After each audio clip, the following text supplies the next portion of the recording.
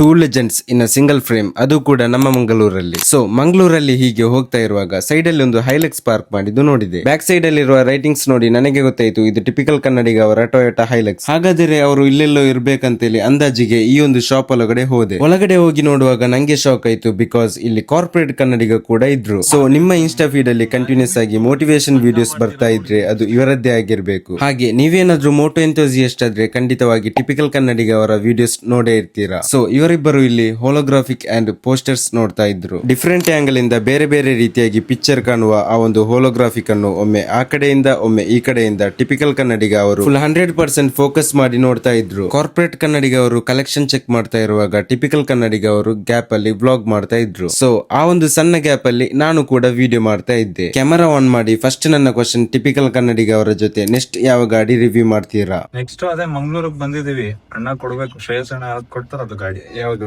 ಸಚಿನ್ ಅಣ್ಣಂದು ಮಾಡುವ.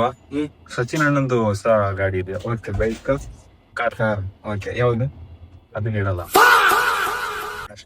Thank you. ಪ್ರಶ್ನೆ ಕೇಳಿ ಸಣ್ಣ ಕ್ಲೂ ಸಿಕ್ಕಿದೆ ಹೊರತು ಯಾವ ಕಾರ್ ರಿವ್ಯೂ ಮಾಡ್ತಾರೆ ಅಂತ ಕಾರ್ ನೇಮ್ ಹೇಳಲಿಲ್ಲ. ಇವರಿಬ್ಬರಲ್ಲಿ ನಿಮ್ಮ ಫೇವರೇಟ್ ವ್ಲಾಗರ್ ಯಾರಂತ ಹೇಳಿ ಜಸ್ಟ್ ಕಮೆಂಟ್ ಮಾಡಿ. ಇಷ್ಟರ ತನಕ ಕೇವಲ ಸೋಷಿಯಲ್ ಮೀಡಿಯಾದಲ್ಲಿ ನೋಡ್ತಾ ಇದ್ದ ವ್ಯಕ್ತಿಗಳನ್ನು ಇವತ್ತು ಡೈರೆಕ್ಟ್ ಆಗಿ ಮೀಟ್ ಆದ ಖುಷಿಯಲ್ಲಿ ನಾನು ಅಲ್ಲಿಂದ ಹಿಂದಿರುಗಿದೆ.